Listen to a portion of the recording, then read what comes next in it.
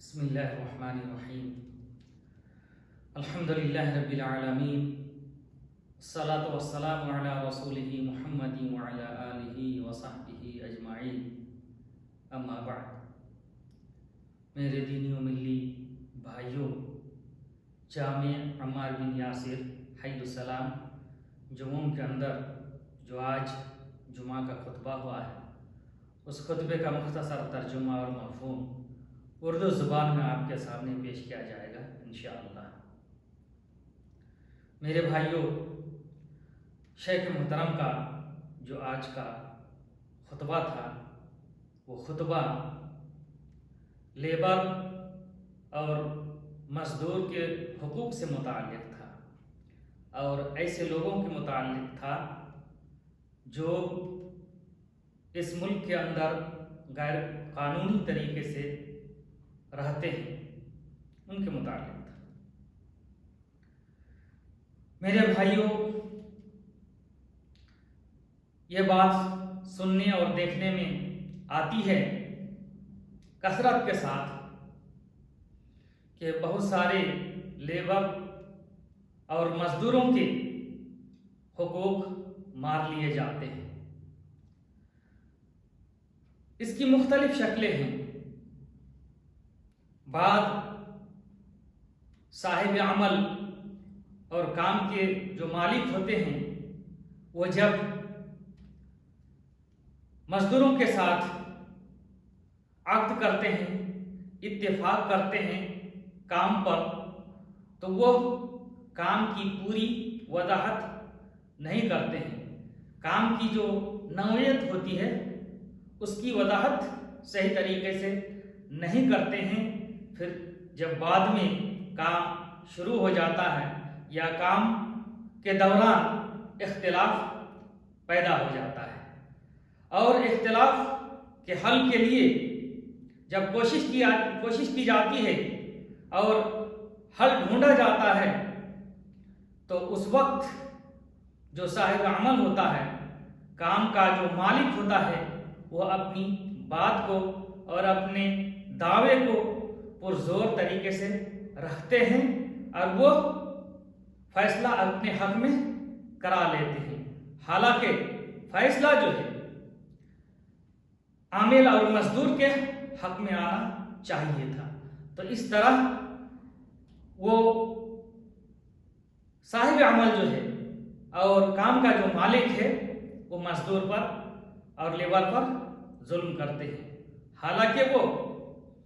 اسے یاد رکھنا چاہیے کہ اگر ہم آج اس دنیا میں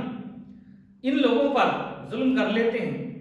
لیبر اور مظلوم پر ظلم کرتے ہیں، تو ایک دن ایسا بھی آئے گا جس کا صحیح فیصلہ ہوگا۔ وہ قیامت کے دن اس کا صحیح فیصلہ ہوگا ہی۔ اللہ رب العزت قیامت کے دن فیصلہ کرے گا، اور وہ اس بات کو بھی بھول جاتے ہیں کہ مظلوم کی جو بد دعا ہے اس کے درمیان اور اللہ تعالیٰ کے درمیان کوئی پردہ نہیں ہوتا ہے۔ اللہ کے رسول صلی اللہ علیہ وسلم نے بیان فرمایا، وَاتَّقِ دَعْوَةَ الْمَظْلُومِ فَإِنَّهُ لَيْسَ بَيْنَهَا وَبَيْنَ اللَّهِ حِجَابٌ، کہ مظلوم کی بد دعا سے بچو، کیونکہ اس بد دعا کے درمیان اور اللہ تعالیٰ کے درمیان کوئی پردہ نہیں ہوتا ہے، یعنی مظلوم کی بد دعا جو ہے بہت جلد قبول ہو جاتی ہے۔ میرے بھائیوں، جو صاحب عمل ہوتا ہے، کام کا جو مالک ہوتا ہے، اسے غور کرنا چاہیے اور سمجھنا چاہیے کہ یہ لیبر اور جو مزدور ہے وہ ایک انسان ہے۔ اللہ تبارک تعالیٰ نے تمام انسانوں کو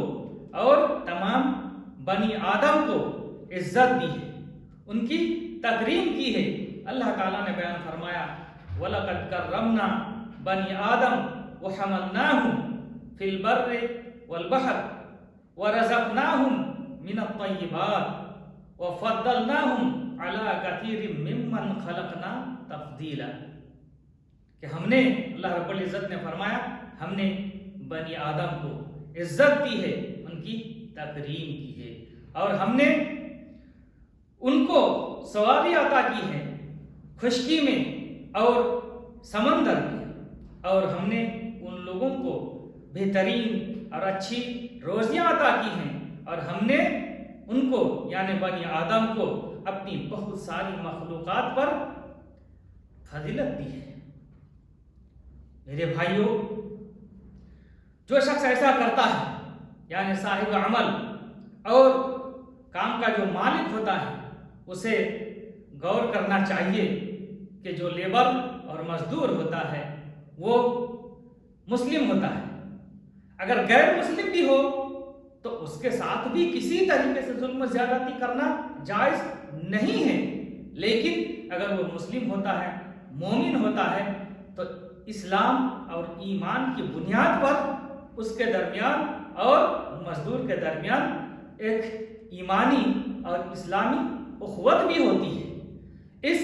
اسلامی اور ایمانی اخوت کی بنیاد پر بھی ان کا پاس و لحاظ ہونا چاہیے،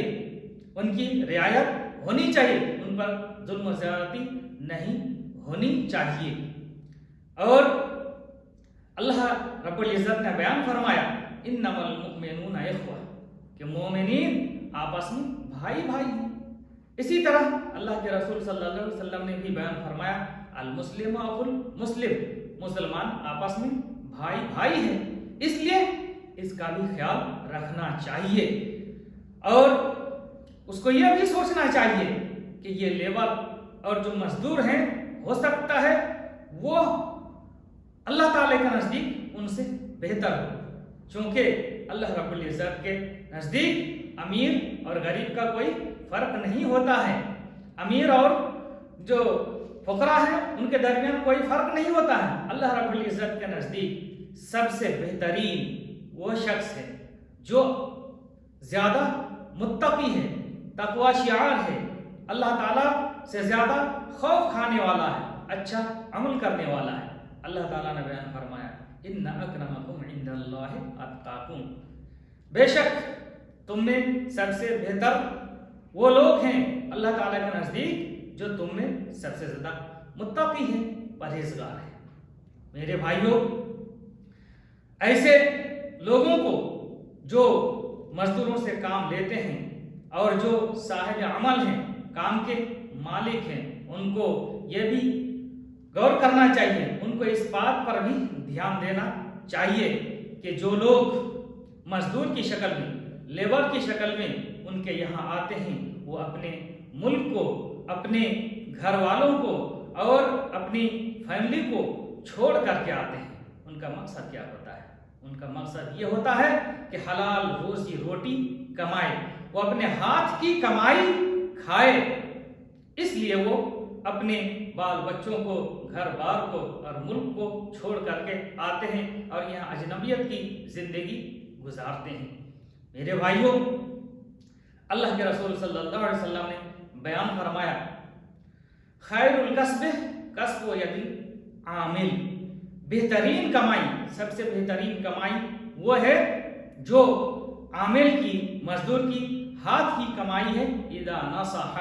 جب وہ کام کو اچھی طرح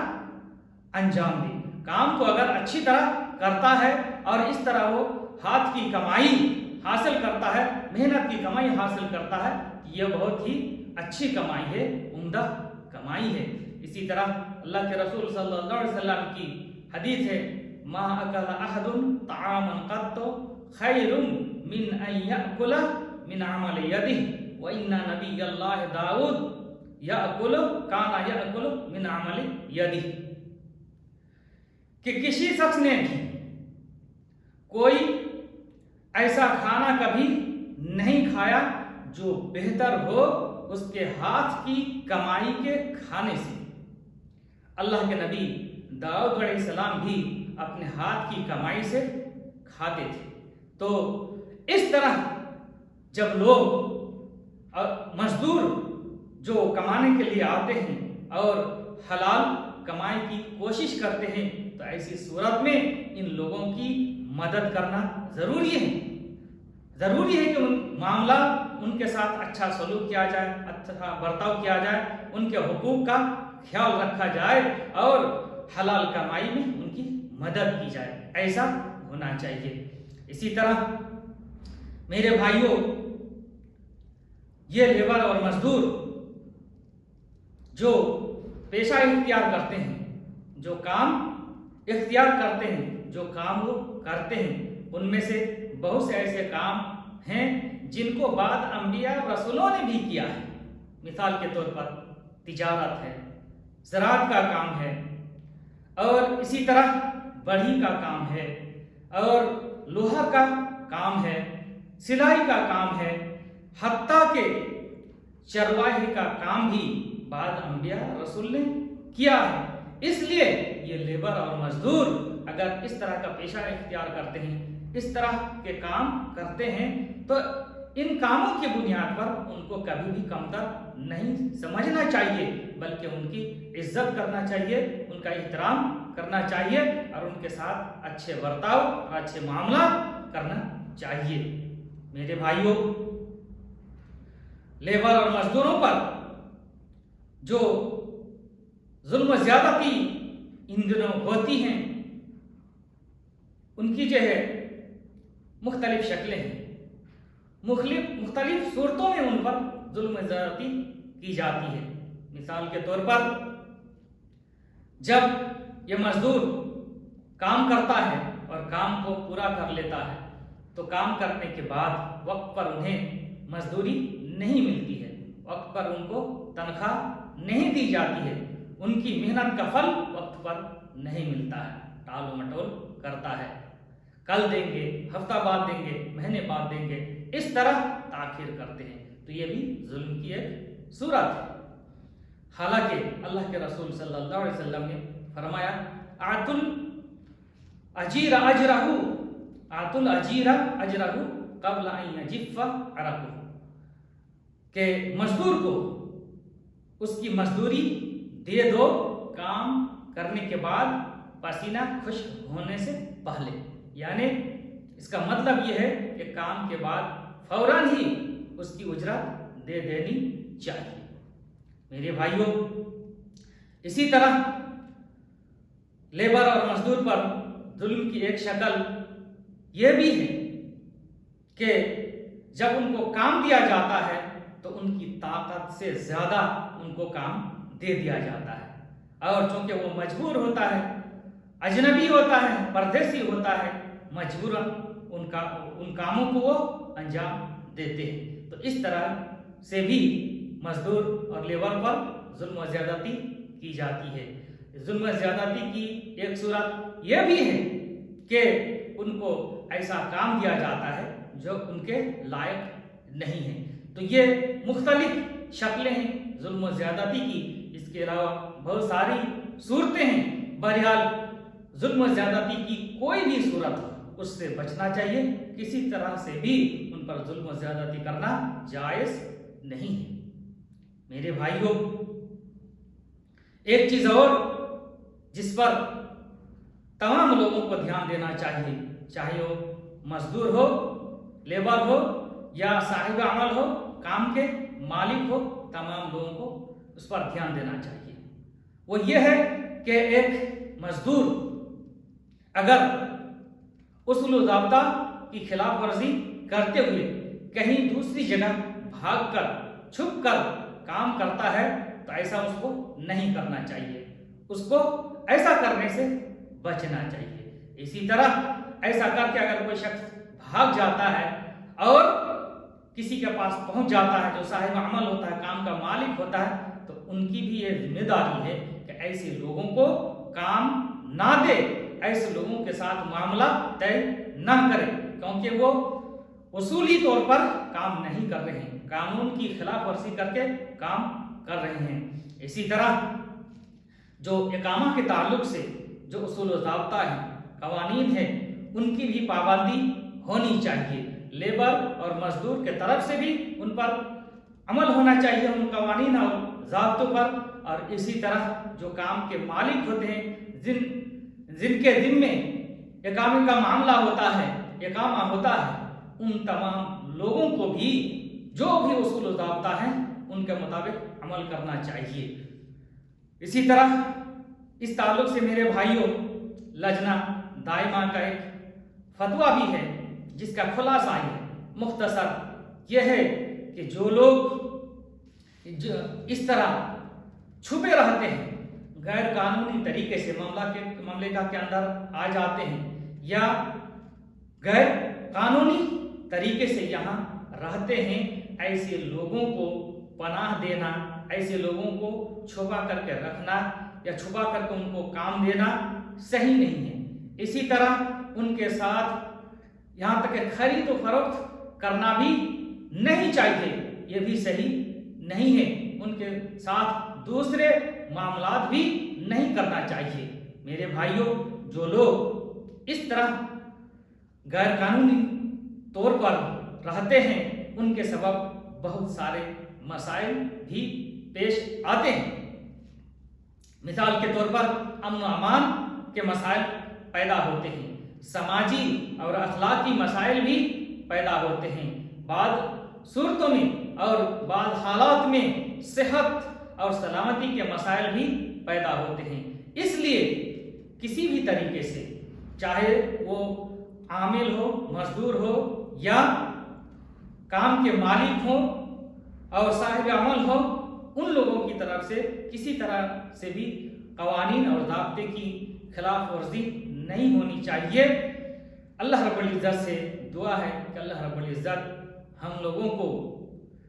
ہر طرح کی ظلم و زیادتی سے محفوظ رکھے، ظالم ہونے سے بھی بچائے اور مظلوم ہونے سے بھی بچائے۔ اللہ تعالی ہم لوگوں کو حقوق اللہ اور حقوق العباد کی ادائیگی کی بھرپور توفیق عطا فرمائے۔ اللہ رب العزت جب تک ہم لوگوں کو اس دنیا میں